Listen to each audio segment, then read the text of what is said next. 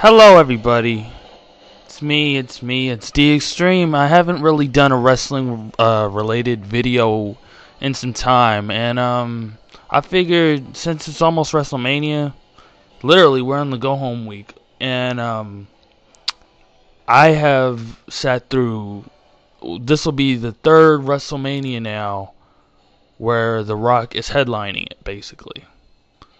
Now, is that a bad thing? No, everybody loves The Rock. I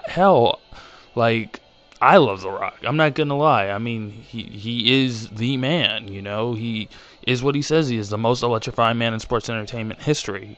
Period. No doubt about it. But in regards to the booking, in regards to the story behind The Rock, it's like, I want to dig kind of deep. I have my own personal feelings, in regards to how he's used now. I'm not talking about Rock back in the day. We're not talking about Attitude Era Rock. That was phenomenal. Everything he did from then until he left for Hollywood, that was beyond epic.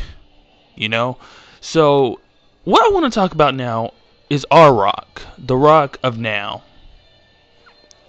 Dwayne "The Rock" Johnson. That's who he is now, because, he's done everything he said he was gonna do. He's the new Muhammad Ali. Almost 10 years. It was like 7, 8. What John Cena say in his freestyle. That's how long it was that we didn't see him in the ring. And just like Ali, he came back and won the title. So, I give The Rock I give him big props. But there's some things you gotta question. There's really some things you gotta question in regards to, like really, is he all that he's meant to be? I understand how the system works to a degree in terms of WWE. It was getting stale. They were losing a lot of good talent that should have been pushed. Certain people in the WWE over the past few years, ever since that big transition to PG, so we're talking basically everything from the ruthless aggression period till now. We've gotten a lot of great guys that came. Some passed and died. Others did what they did, But there were a lot of people who, they might have just lacked one thing from getting that big push. And I'm not going to say race is that big thing. There's still question. I don't consider, now this is my personal opinion, I don't consider Dwayne "The Rock" Johnson to be WWE's first black, that's right, African American WWE champion. Not world heavyweight, but WWE champion. Now, the reason why I say that is because he is mixed. We have not seen one black WWE champion. And so that eliminates a few people who I thought were possible candidates back in the past few years. Shelton Benjamin, possibly R-Truth. But I'm just sorry with what they've done with him. There was a period in time when it could have been Kofi Kingston during his feud with Randy Orton. They were really trying to push him, but that didn't work out. So sit back, relax, and enjoy this ride. We're going to be talking about The Rock.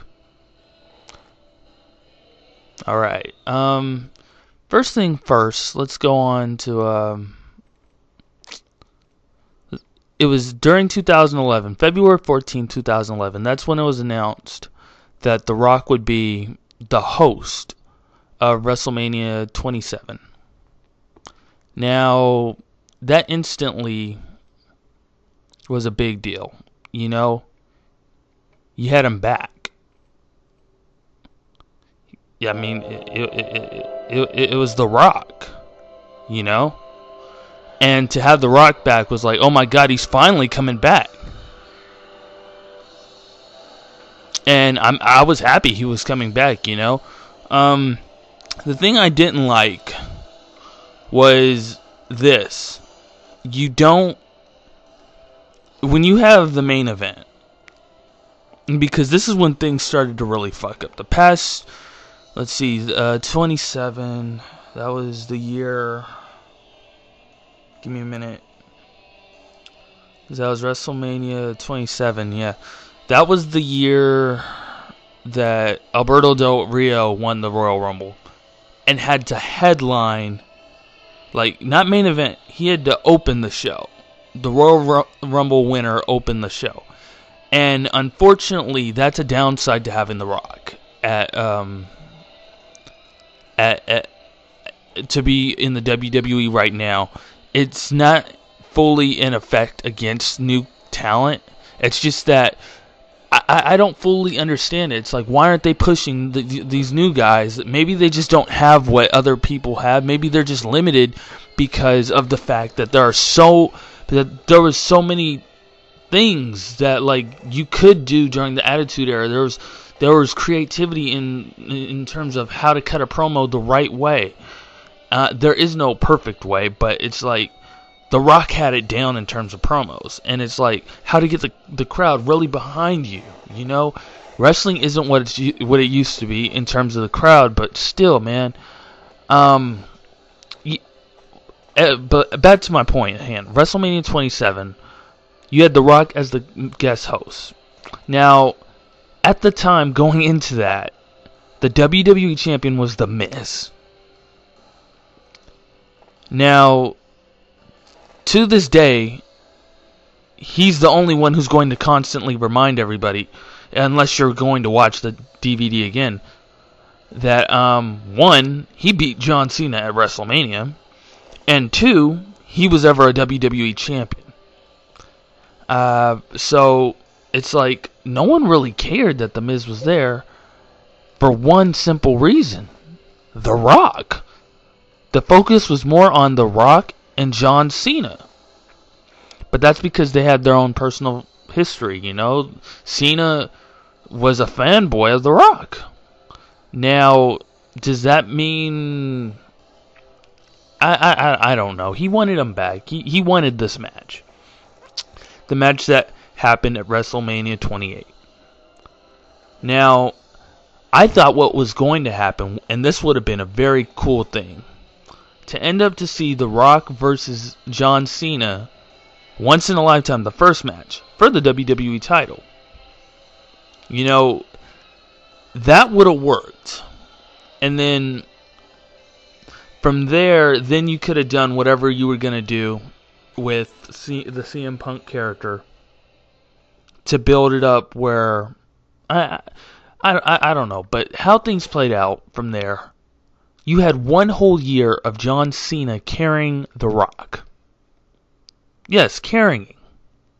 Because The Rock was managing two jobs: WWE and, of course, the horror that was, he just managed the horror. Well, I won't say it was horror being in Hollywood, but it was just like managing both Hollywood and WWE, and he rarely made any appearances. I'm not saying he had to be at every show, but it's like when you have a rivalry that was built the day after WrestleMania 27, being like, okay, WrestleMania 28, you and me are going to headline. No titles. We're going to throw the Royal Rumble under the bus again. We're going to outshine the WWE Championship. So, basically, that alone is a fuck up. It's a big match. It was very, very, very hyped. But my thing is simply this: why is it that you had something so huge? Like it had to happen, but why couldn't you plan this in advance? But need to be built so long. I mean, like, I know people don't like John Cena, but he makes a very good point that he carried that feud on his shoulders. And truth be told, there are people who believe he should have won that match. Because if you look back at John Cena and, you look back at The Rock, alright? The Rock and Hulk Hogan. Hulk Hogan was gone for I don't know how long. Then, of course, WWE bought out WCW. They bring in the NWO, and that was a really good one. You know, that was a very good move to do, and I agree with it. But my thing about that, my thing was simply, Was it necessary? You know, at that time, we wanted a big pop when the NWO came in to see The Rock, and it's a rival Rock and Stone Cold. It was really cool, especially how it played out. But if you notice, people in Canada at that WrestleMania, Rock versus Hogan, Hogan got it, so everybody cheered Hogan. People booed The Rock. Now, Rock comes back, 2011 till now. He's God. I guarantee you. He is basically God now. And you treat him like that. But John Cena, now don't get me wrong, I am a John Cena fan, but I'm not a John Cena mark. So I'm just giving credit where credit's due. This guy carried a feud on his back for a whole year. Had to lose to The Rock at WrestleMania. You know, it's like, give this guy a break. And like that whole time, and then even after that, Rock's gonna have this attitude of like, oh, simply how The Rock talks.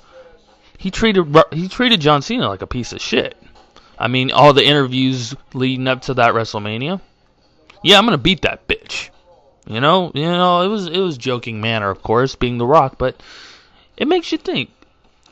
Should The Rock, the man who was coming back from 7-8 years, be the man to win? Or should it have been the man carrying this feud that The Rock is barely there for a whole year?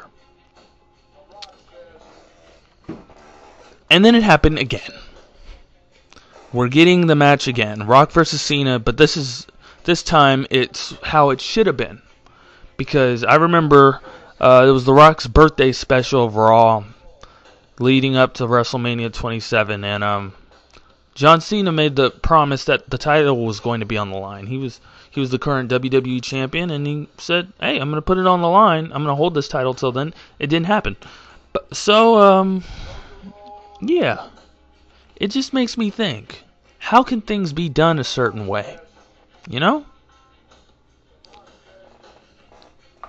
But what really gets me is that because he's The Rock, after WrestleMania 28, he beat John Cena. He did what he had to do. And I get it, he's a part-time wrestler. There's only a few of these guys left doing part-time work. Chris Jericho, Triple H, Brock Lesnar, even though he signed for a year. So many guys, you know. But The Rock, he was that guy who's basically like, you know what? I'm The Rock, and because I'm The Rock, I get a title shot at the Royal Rumble. At next year, in 2013 Royal Rumble, whoever's champion, I'm facing for the WWE title. Now, this is just the booking perspective. From that perspective, that's kind of silly. Honestly, I wouldn't have minded it if they would have had The Rock enter the Royal Rumble. And if he announced the day after WrestleMania that he would be in that Royal Rumble, it would make people want to buy it. And then to have The Rock win it. I mean, either that or not say a word and then just have him surprise everybody and win it. But no, he announced that he was going to be there, have the title shot, and he never had to earn it. He didn't have to go through the Elimination Chamber when he beat CM Punk. And don't even let me get started on that. They built CM Punk as a very, very long transitional champion for Dwayne The Rock Johnson. Yes, all the title defenses he made were awesome. That Shield stuff was okay. I mean, the only thing wrong with it kind of crushed the whole Ryback being basically like Goldberg. You know, the whole undefeated streak thing. But besides all that, you got The Rock, WWE champion. Now, everybody, when CM Punk was WWE champion for that long reign, over a year, he said things were going to change. People wanted change from CM Punk. So everybody hoped there was going to be this new WWE title. CM Punk was going to be the guy to reveal it, and he should have been. You all know it. But of course, the great one, The Rock, he delivers us from evil. Because he came back, CM Punk had to become the heel. The man who headlined WWE 13, the game. The game was based around him. You got Paul Heyman to be the creator of its Attitude Era mode. You know, all this, like, the reason why Brock Lesnar was even brought back. Because of the CM Punk era. You know, the era of Punk had begun, but Rock comes back again and had to ruin it. Now, I'm not being a Punk mark either. I'm just stating facts. So, this is, of course, after the Go Home show of Raw. I've already seen it. And they're already pushing John Cena to possibly go heel. Do I want to see that happen? At this point, no. Not because I'm into the PG John Cena. Hell no, I'm not. I really loved when John Cena was the Doctor of Thugonomics. But the thing is this. You have The Rock, the current WWE champion, and he's not going to be on every show. That's the format that the WWE has with their title nowadays. They want their champion there almost week in and week out. Rare occasions will he not be there. The Rock can't do that. He's a big movie star. And we all know Hollywood outdoes WWE right now. So you can probably think my problem with The Rock right now is simply this. How he's built coming back to the WWE is that he's bigger than the WWE. Yet he hides it by continually to talk about this connection that he has with us fans.